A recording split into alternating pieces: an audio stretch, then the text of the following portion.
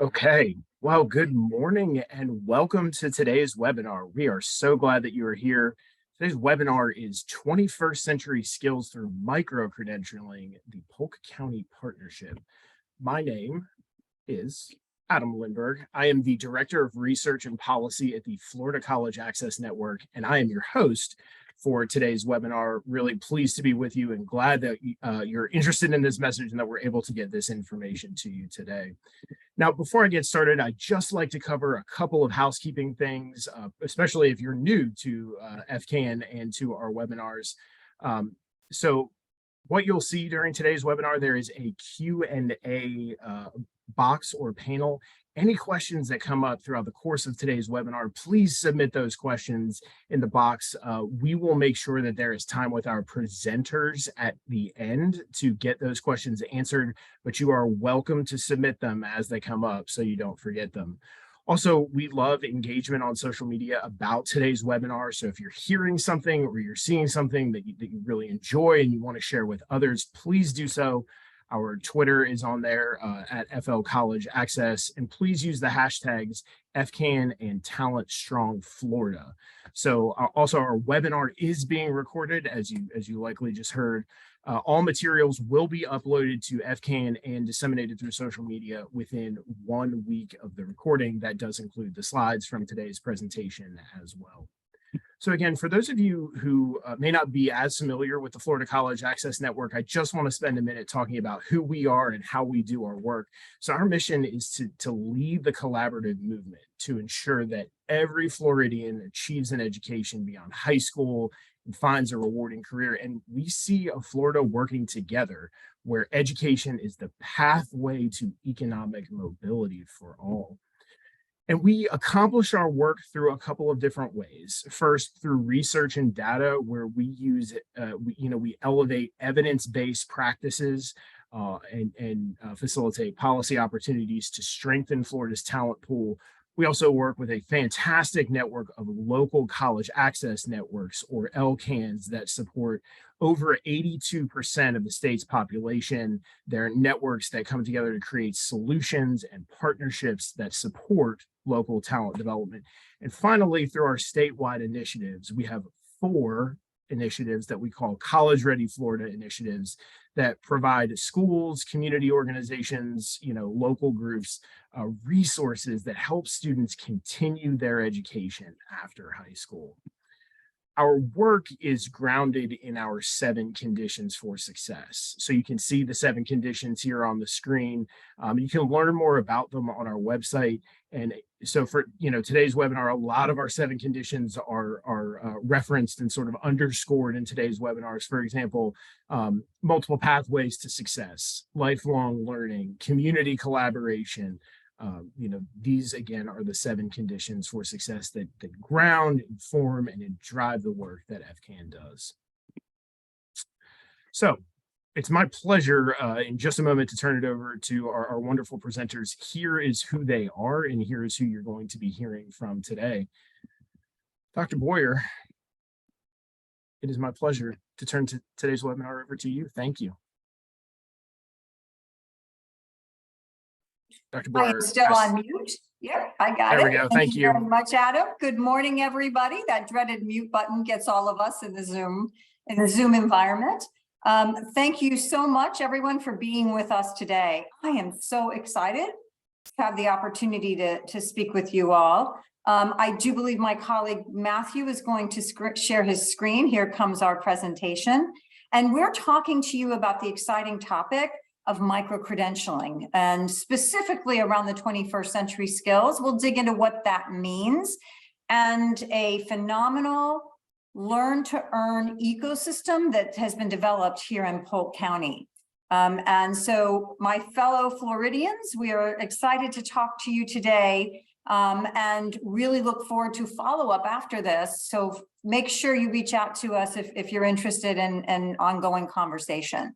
So as Adam said, I'm Naomi Boyer. I'm the Executive Director for Digital Transformation for Education Design Lab, and I will go into a little more detail about what Education Design Lab is. I'm joined by my colleague, Matthew Aranda, who's actually controlling the slides for us, and so I'm very grateful to have him with us. He's an education designer for us, and Steve Cochran, who is the Senior Director of Workforce Education and Multiple Pathways, my colleague and friend who's dug into academies for quite some time.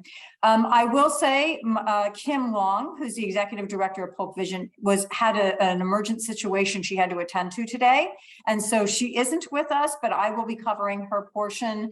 And we have a representative from Polk Vision here that may be able to answer your questions as well.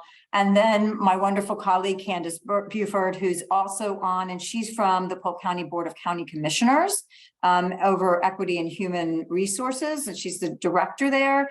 And if you can hear the number and the variety of individuals on here is what I mean when I say ecosystem. We're talking about the learning, the community, and employer. And our wonderful employer for this conversation is the Polk County Board of County Commissioners. Next slide, Matthew. For today's agenda, we're going to give you a bit of an overview and introductions. That was my role. And then we're going to be jumping into discussion, giving you a high level sense of the program. And so Matthew's going to talk about what Propel Polk, which is the specific program we're highlighting today, is. Mr. Cochran's going to dig into what that looks like in the school district. I'll be covering for Kim how we are responding to the local needs and how those were identified. And then, as I mentioned, Candace is going to give us that viewpoint of how we're connecting to employers. And then we're going to open it up for dialogue. And so just a little bit about who the lab is and our 21st century skills. Next slide, Matthew.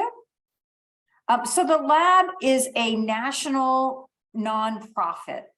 We co-design, which means we don't come in with solutions. We are a trusted transformation partner, new models to learning and earning, really tackling wicked issues that disrupt this space, like affordability, relevance, portability, and visibility. As part of this conversation today, we're going to really be talking about that relevance, portability, and visibility, and how we can think about alternative or incremental credentials as a process, as part of that pathway. You can see the number of colleges and universities, employers, and ecosystems we work with, and ecosystems represent that full talent pipeline that I know many of you are tackling with your FCAN work. We have an equity lens, and we focus on what we call the new majority learner, which is just about everyone that college was not originally designed for. And those are working parents and frontline workers, non-degreed adults, single parents, underinvested communities, and really the target audience that is comprising the majority of our higher education.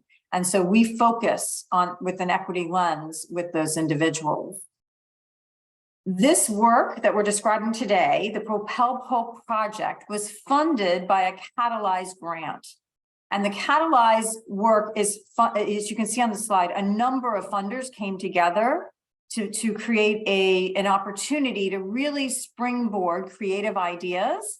And Polk County was a recipient of this grant. And we're very grateful for their sponsorship.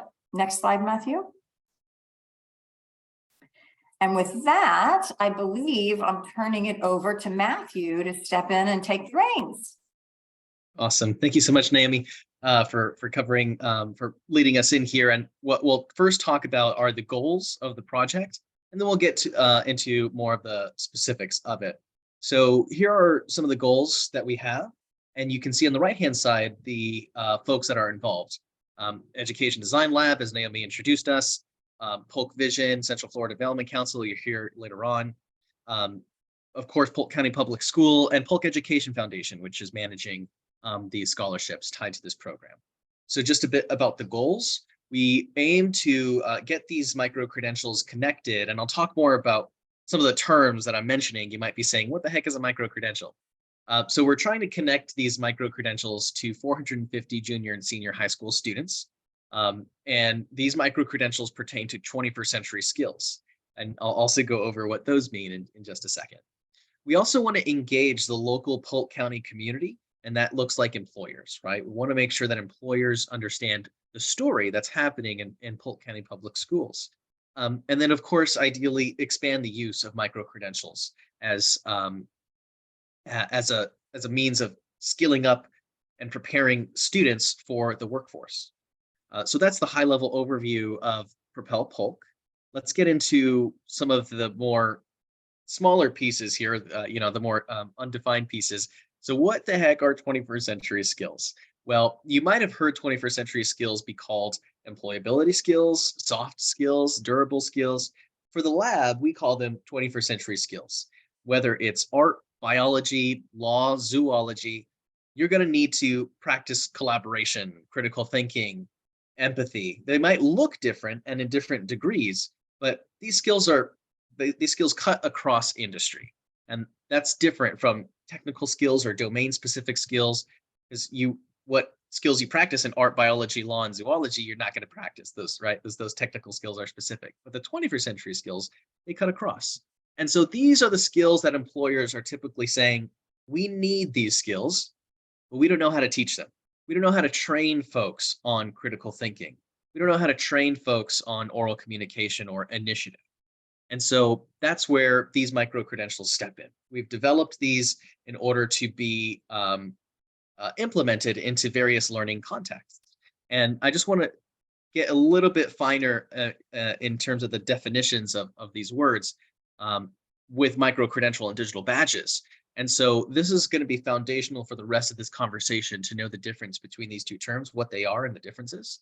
So when we talk about micro-credentials and specifically digital micro-credentials, this is the learning and assessment the learning and or assessment of a particular set of skills. So unlike a marketing credential, right, a social media marketing credential, which is extremely broad, a micro-credential is done within a year, and it pertains to a particular set of skills. So in this case, critical thinking.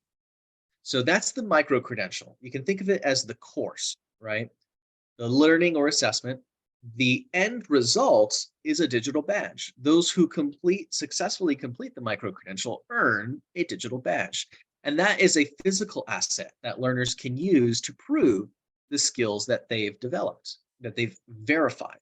And underneath here, you can see the different components that come with a digital badge. It is verifiable, it is stackable, it is open, meaning I can take my badge from one website to the other. It's not just a cosmetic badge, it is a usable, shareable, discoverable badge. And in fact, this is what it looks like. And so this is the critical thinking badge for Polk County Public Schools. And these are the different ways you could use a digital badge. You could share it on LinkedIn. You could find jobs that seek that validated skill. I'm missing a slide in here that shows you exactly that piece. But if you look at these skills, identify patterns, question assumptions, et cetera, you're actually able to click on each of those skills and find jobs that relate to those skills. And even more, you could find jobs regionally. So what jobs within this region are needed, are asking for identified patterns or even critical thinking. So you could actually find employment based off of this specific skill. Other things you can do with a digital badge, you could hyperlink it on a resume, of course, share it on social media, embed it in your email. And of course, you can just discuss it. You can talk about it. You will notice, and we'll talk about this in just a sec, the granularity with the language that we have in our framework. And I'll go over that in just a second. But that's important to know. This is what a digital badge looks like. Those are the ways that you can use a digital badge. And this is the Credly page. Credly is a badge issuing platform. And this is the page that Polk County Public Schools is using. And these are the three specific badges that we're going over, that we're using for the Propel Polk project. And we'll talk about how we landed on these exact three later on in the presentation. Critical thinking, initiative, and oral communication. But if I were to ask any one of you, what does initiative look like? Each of you might have different ways of defining initiative, of defining critical thinking. And that might look different from how I would define it, right? And so what we did is we developed a competency framework. And we call this our metro map of our competencies here. And so each of the major skills, of the major competencies, like initiative, each of them have 4 underlying sub-competencies. And the lab contends that these are the things that comprise initiative: act as a catalyst, lead without title, learn from experience, and demonstrate self-awareness. So those are the 4 things that learners must master, that they must perform, they must demonstrate in order to earn their initiative digital badge. And so just to give you a quick lens into how we actually do this, how the heck do you teach initiative, right? Or critical thinking even. You go by sub-competency by sub-competency. And within each of those, like act as a catalyst, for example, you'll follow this repeated learning structure. This is our learning philosophy. So there's a learn component where students can understand what that sub-competency means.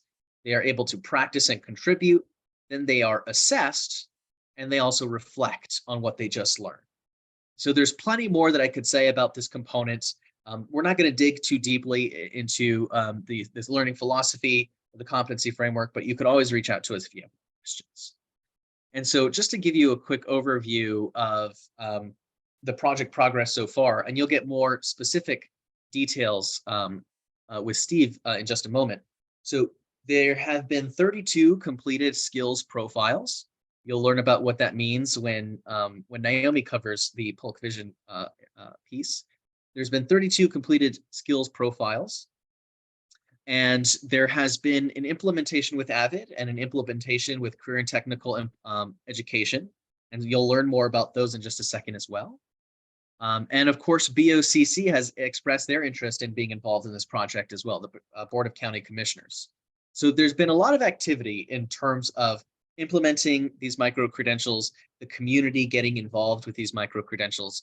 Below, you also see SNHU. They were part of this project in terms of the framework aspect, and they were able to identify credits that tie to these micro-credentials. Basically, if a learner completes a particular combination of micro-credentials, that would equal to credits, right? So tangentially, they've been part of the project in terms of that framework component.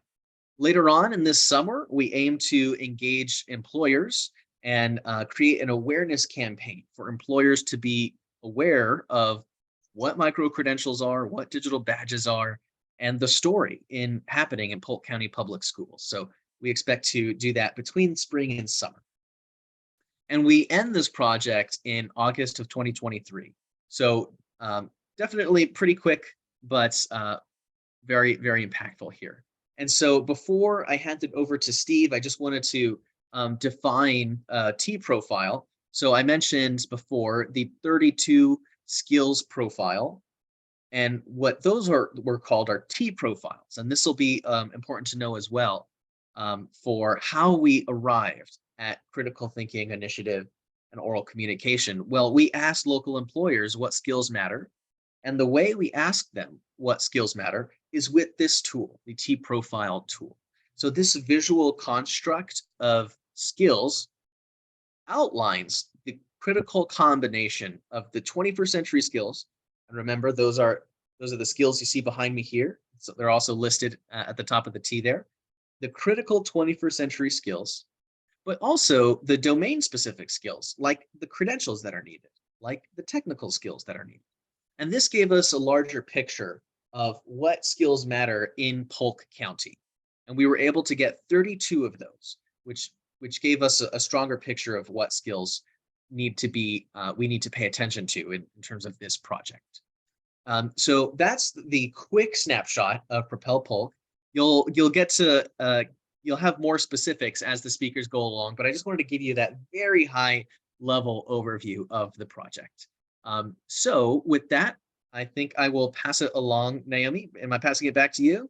You're passing it back to me just to make the transition. I do want to note, Matthew used an acronym there. He said SNHU, that stands for Southern New Hampshire University. And that they worked with us. They're not coming into Polk County. They just worked with us to do the articulation to see how these digital micro-credentials could relate to credit. And we welcome all of our post-secondary partners to dig in, do the same analysis, and potentially award credit for these credentials as well.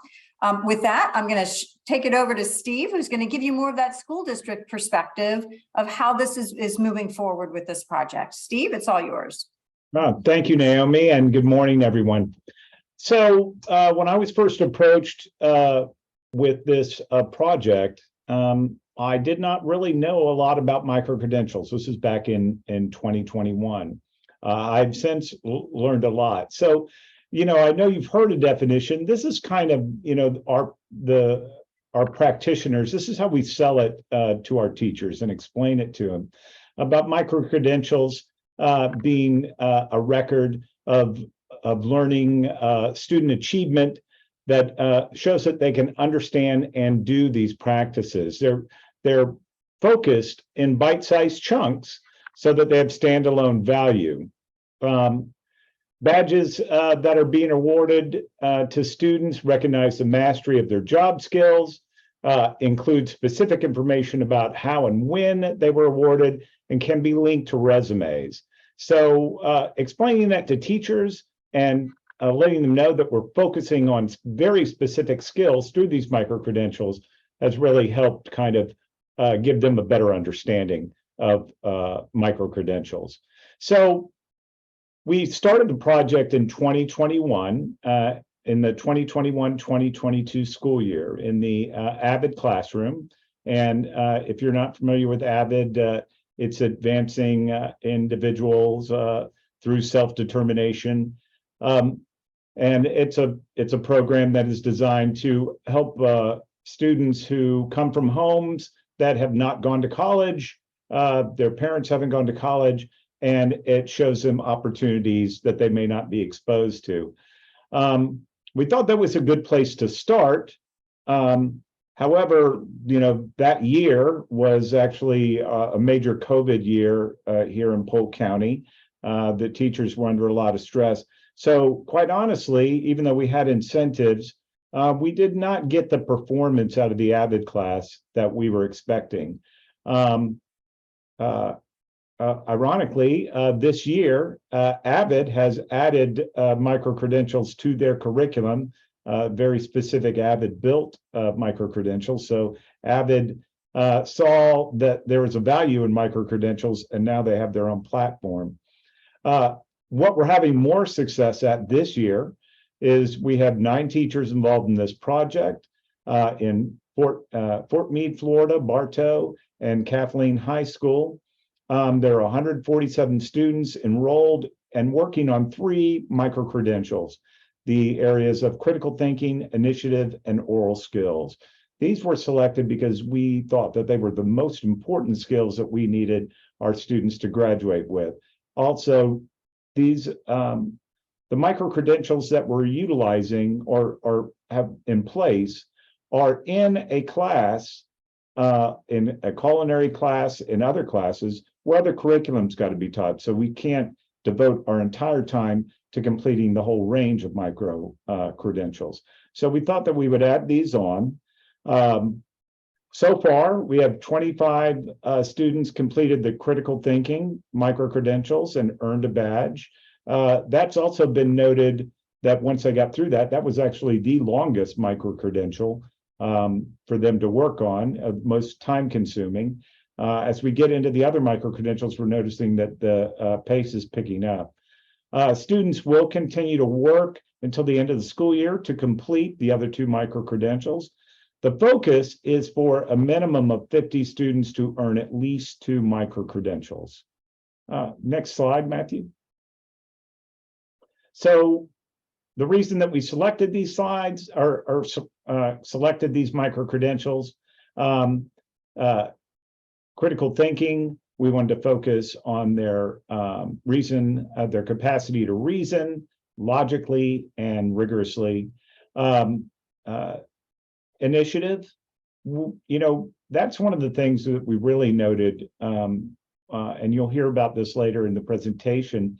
We surveyed prior to 2021, we had surveyed our local stakeholders, our local businesses, municipalities, and that was actually one of the areas that they really noted, is that many of their employees, their new employees, the ones that we are moving up and out of high school, lacked a lot of self-efficacy and the initiative to respond, flexibility when responding.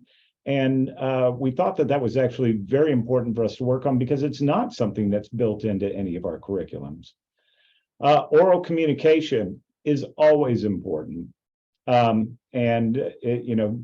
one has not changed for a very long time.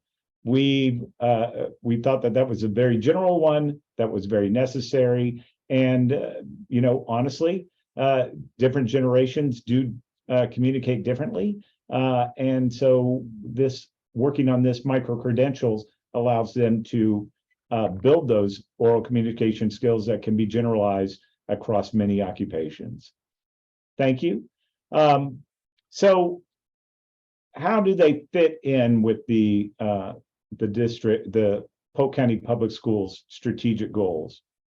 Well, micro-credentials provide ways to earn certification that can be used at the post-secondary level or the workforce. So they generalize not just going into work, but these are skills they're going to need if they go on to college or technical college.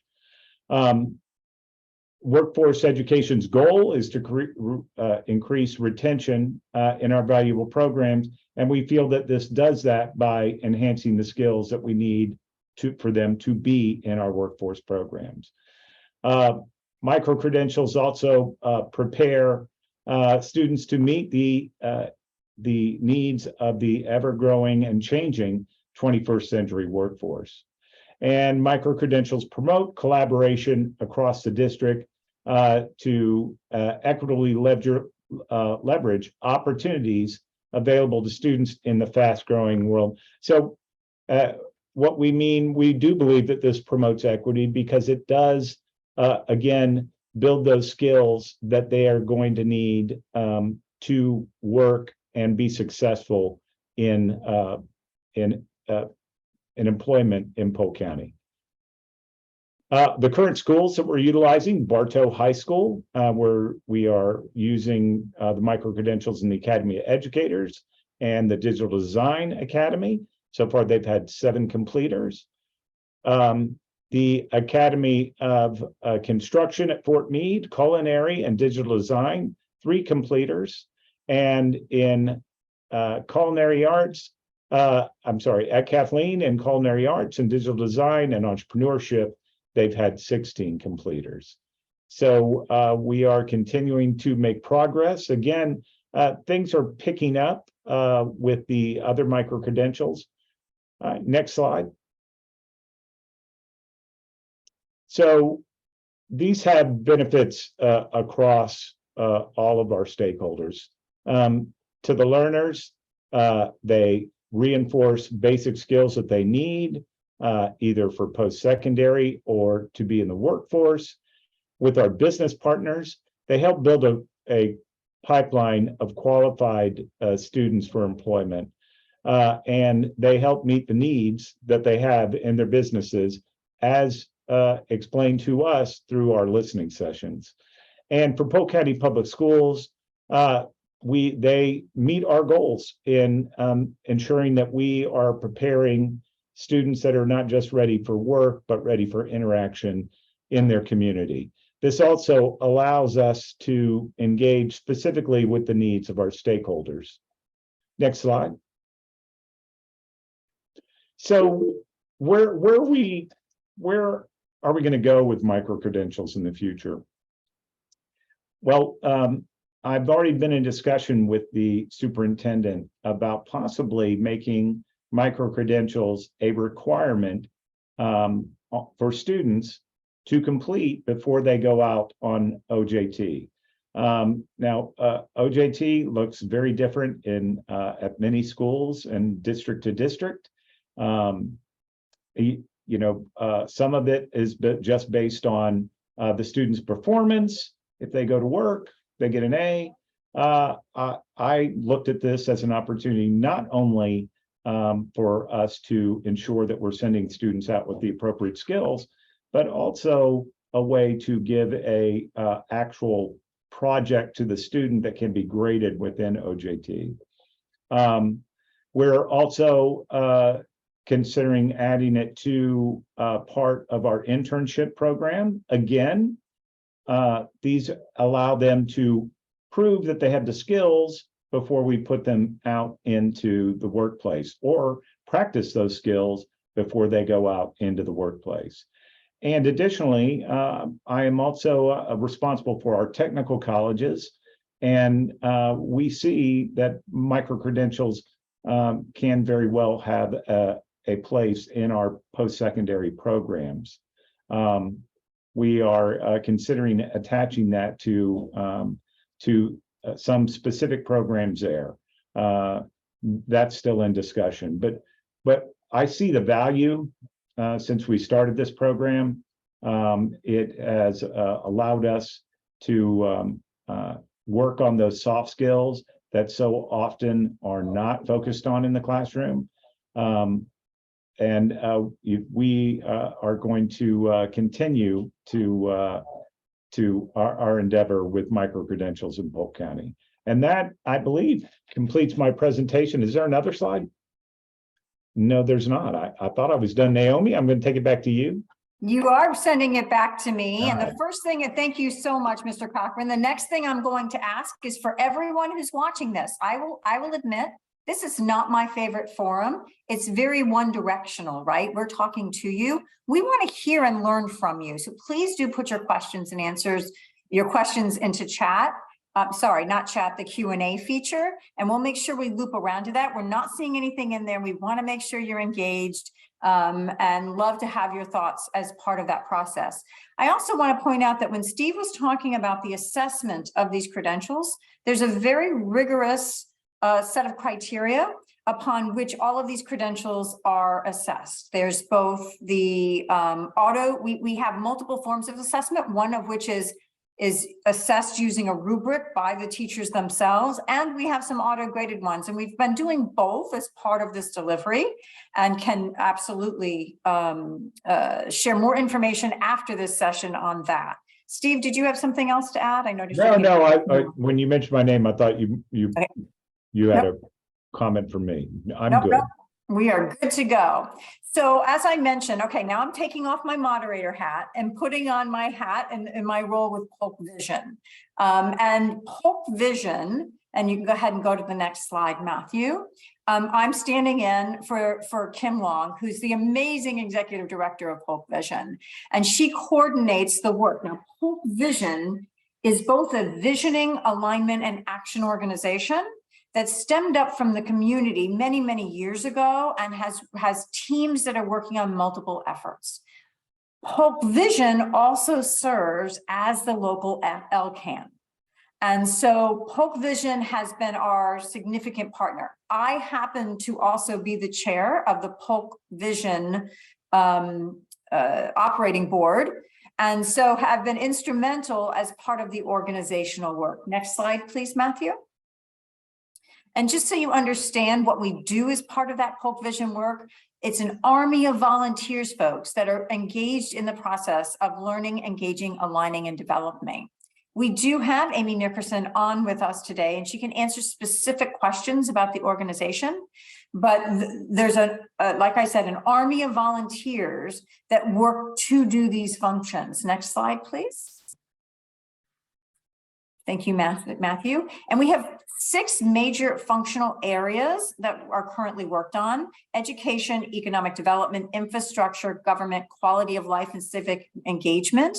Those 6 areas all somehow seem to intersect with education. And an example I can give you, you think, well, infrastructure, how is infrastructure connected to education? Well, broadband is critically important. So we have a smart communities team that works on establishing the opportunity. Think about what COVID did to education, right? So how do we build that out in a way that can stimulate forward direction, forward movement to support the efforts of education? And so all 6 of these areas do flow into that.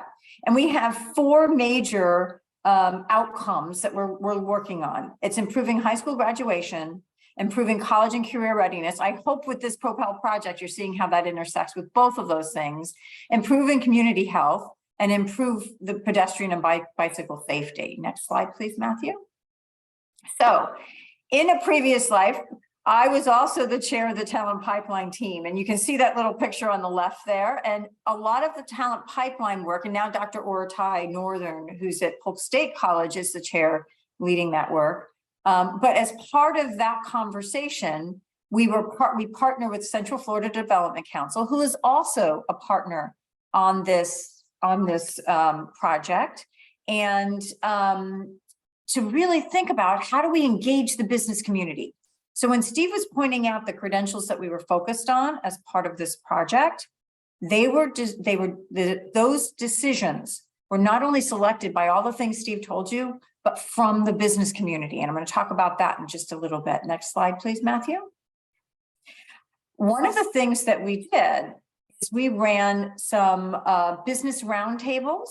And you can see some pictures here of groups that came together in June of 2019. Next slide, please, Matthew. And I'm going to run through these slides pretty quickly. You can see additional work in different places. And these are all examples of some of the roundtables that we had going on in different regions of the county to really understand what the needs were here in Polk County. And then as a result of that, next slide, please, Matthew. When we had those results, we were then able to correlate them with both the Career Source job vacancy survey and the Florida Chamber work. So we not only did the roundtables, but then we said, okay, how does this then play into the larger Florida efforts? Next slide, please. And where we overlapped was on communication, critical thinking, and self-goal directed. So we have our 3 credentials. The lab actually has a credential called self-directed learning. We have not implemented that particular one, which would be aligned to that self and goal directed. The 3 we decided on overlap on the needs that we knew from both our local roundtables, the state, and then some additional follow-up work we did with employers to identify the ideal candidate for entry-level positions. Next slide, please. So the industry roundtables, I already mentioned that this is important, but also at the state level, there was industry roundtables that were completed. Next slide, Matthew. And then Mr. Hyde, our superintendent of Polk County Schools, came in and was really interested in not only high school graduation rates, which is a threshold of minimum, right? But what does the portrait of a graduate look like? What does that then, what does that mean, a portrait of a graduate? What does this community think is important? And there were surveys that were done around this. Next slide, please, Matthew. Those surveys surfaced a list of skills from our broader community that was generally survey-based. You saw the T profile that Matthew put up earlier, and this is another visual of that T profile.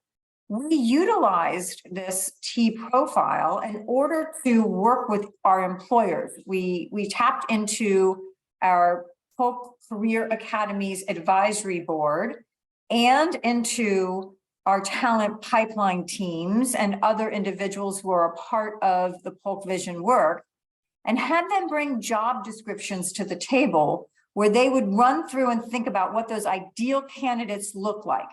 That T profile, again, as Matthew described, at the top are those 21st century skills, and down the base, the technical skills. This then served as the indicator against the other data sources that I've already described that we triangulated as to which credentials would be offered here for Polk County. It needed to be locally driven, but we know from those roundtables that the 21st century skills were some of the most important. And this is actually something I hear globally.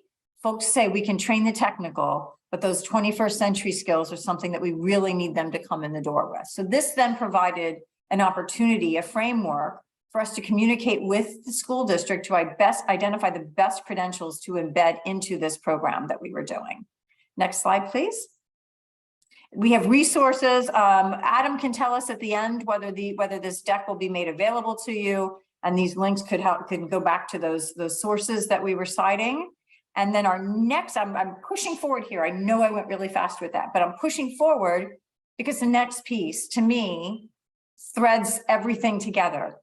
And while we've talked about the employer connection and informing the schoolwork, the Polk County Board of County Commissioners, through Candace's leadership, said, oh, this T profile session gave me info, is really great. We'd like to think about how we can leverage this to develop a talent pipeline.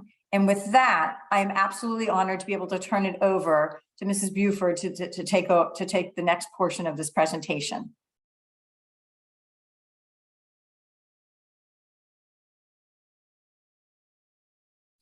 Good morning, everyone, and thank you for having me as a part of this webinar this morning. I am actually excited to be a part of this project, this program. As I can say to you, I think it's a win-win for Polk County schools, the student, as well as the employers. And Candace, I hate to interrupt you, but your camera is off. I didn't know if you wanted to turn that on. There yes, you go. Thank you. Thank you. Very good. But as I was saying, I think this project or this program is a win-win for the students, the school board, as well as the employers, because as everyone I'm sure knows today, that we are the current situation, not just for Polk County, but for most employers, we're in a tight labor market today. And with us being in this tight labor market, we've got to come up with ways to do things differently since the times has changed. And if you'll take me to the next slide, please. Okay.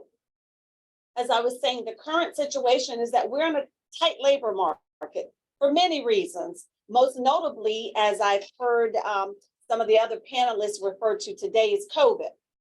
The COVID exodus of employees has put us in a tight situation, meaning pre-COVID, we had a number of employees, but after COVID, for whatever reason, people decided that they didn't need to come back to work or that they could do more of the telecommuting.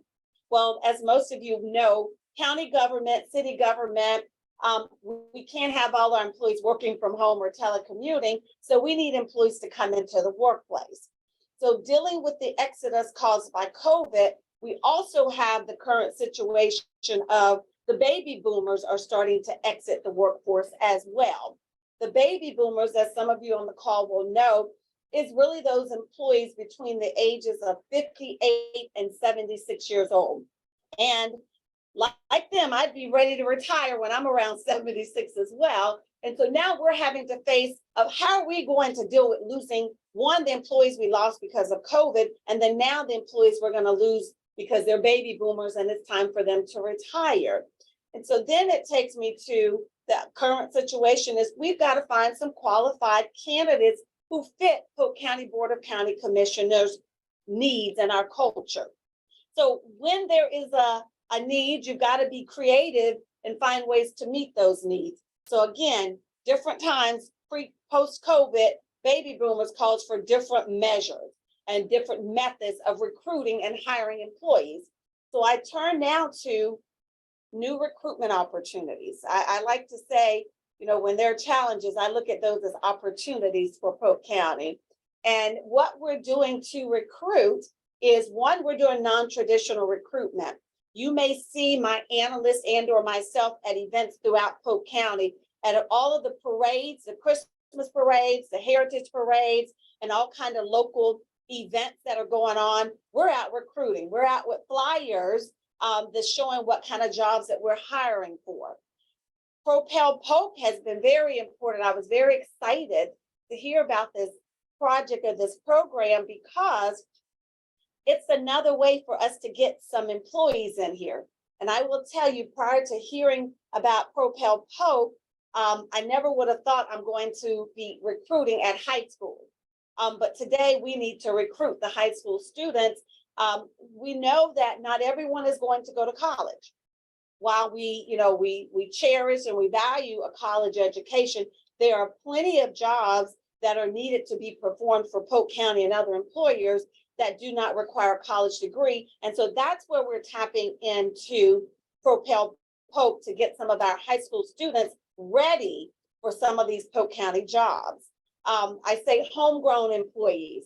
That's what I would refer to the students that we're going to be recruiting and hopefully hiring. We're going to grow them right here at home. And that's where Propel Polk comes in with the T profiles that ask Polk County, tell us about all your jobs, those jobs that our students will be eligible for fresh out of high school, where they don't have to go and get a college degree.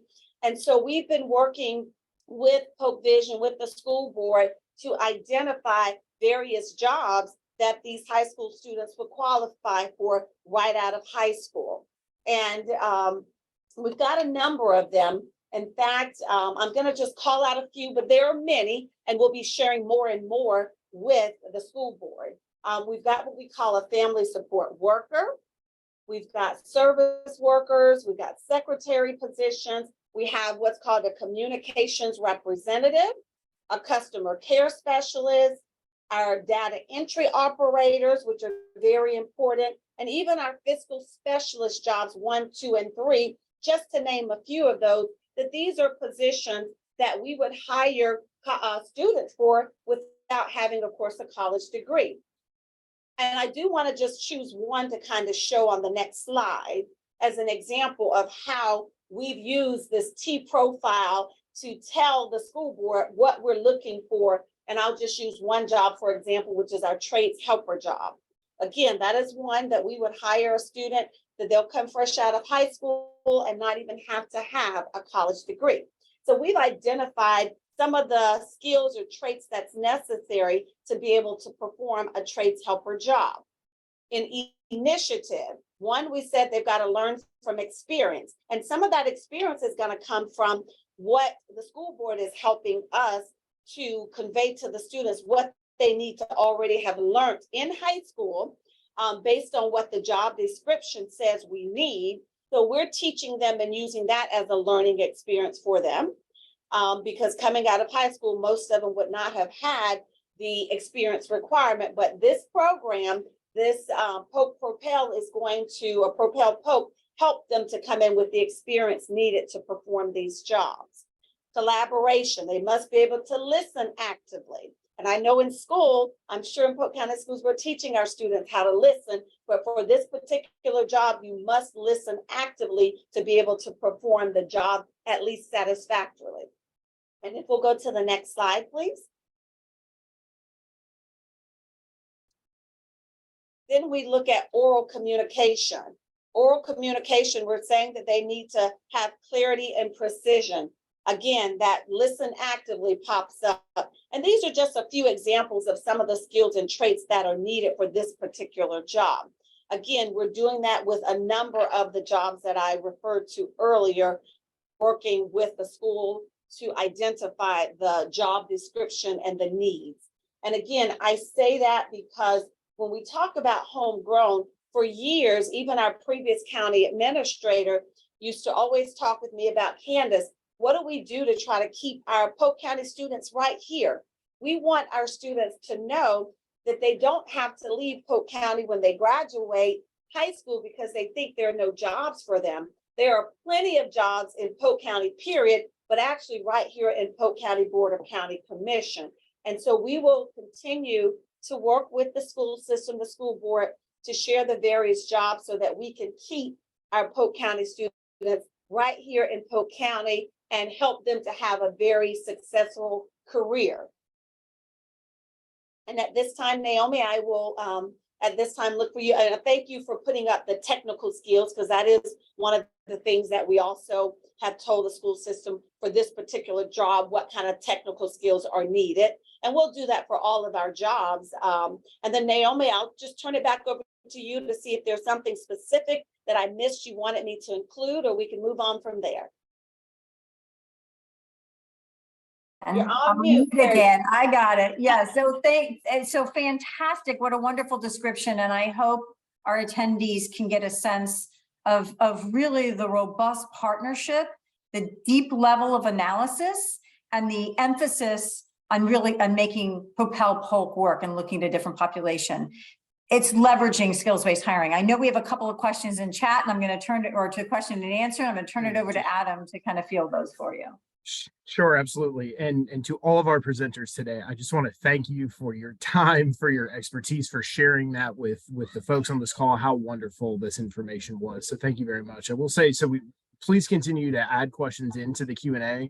We did have a couple of come in that I wanted to make sure we did ask live. So we have two questions that are kind of related to one another. How are the courses and opportunities selected? And then also, what's the approval process for course selections and the desired opportunities for certifications to be offered at the school site?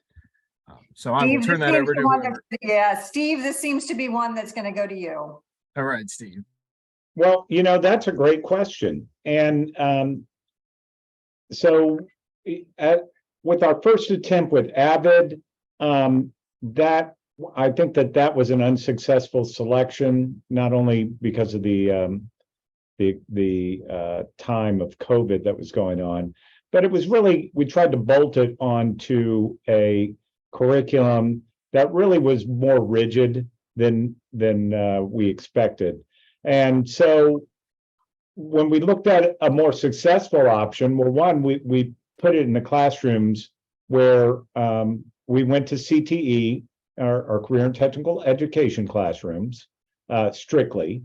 And we looked at where we thought that it would be successful. And most importantly, we wanted the teachers to feel that it was going to be successful. So we took the willing in this in our second selection of teachers. So we knew it had a home in CTE or CTE related programs. Where we think it will be even more successful is in a program where we have a lot more flexibility with the curriculum, particularly OJT, because OJT is a privilege. It is a continuation of workplace learning, but if we want to verify that a kid has the appropriate skills before we put them out into workplace learning, we want them to be successful. We think micro-credentials is a good way to verify that.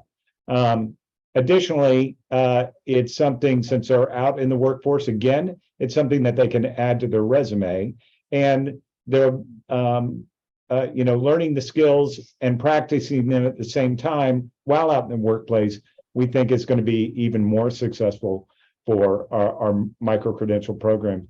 I have discussed with the chief academic officer and our superintendent, possibly creating a class around the micro-credentials. It would be an elective. It would be CTE related. We're not sure exactly whether there's an existing framework with kind of a super flexible curricular requirement, or it's something that we would promote up to the state and design it on our own.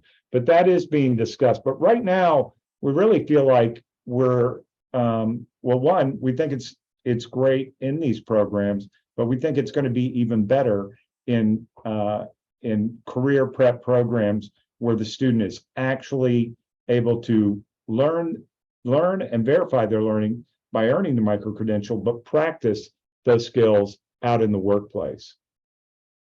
Does that answer your question? I think so. Okay.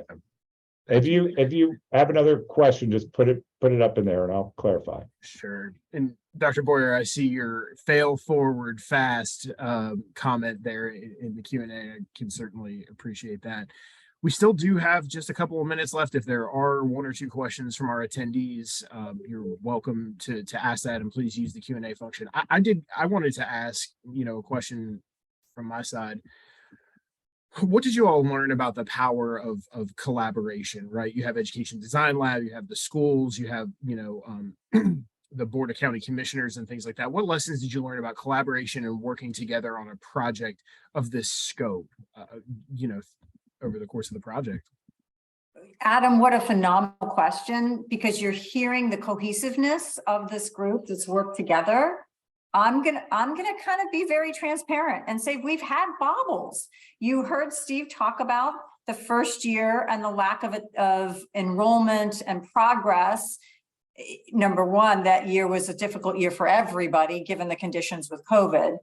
But potentially Steve has said, well, we're not sure that was the right program for it to be in. And that's why I said fail forward fast. We've learned something, we adjusted. We actually asked for a no cost extension on the project so that we could extend it into this year. We made modifications.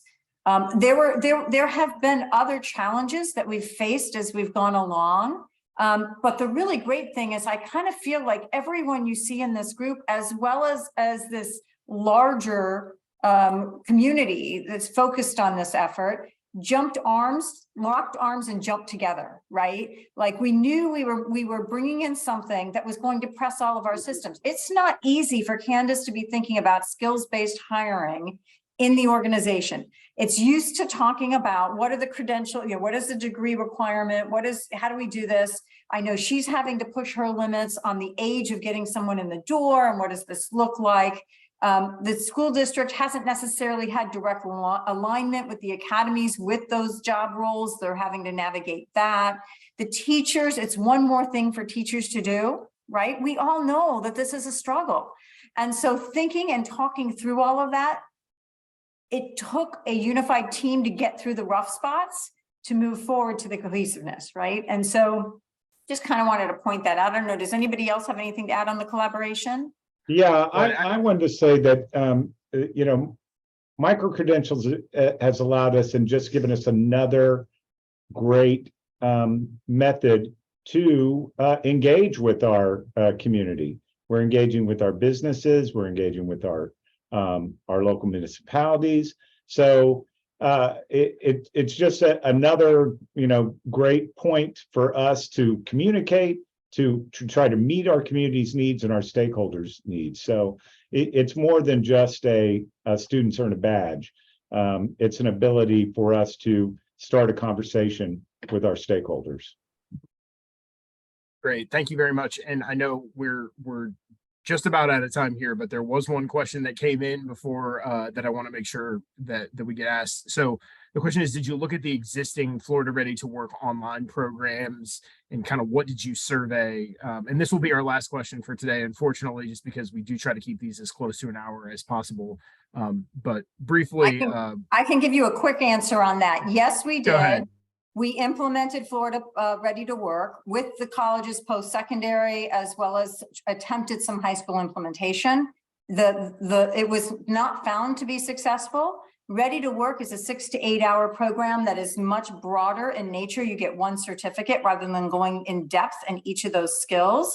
So they could be done in complementary. They could, like, you could do this, the broader certificate if your community was doing that, and then couple it with more in depth in the specific skill areas that your local employment community is looking for.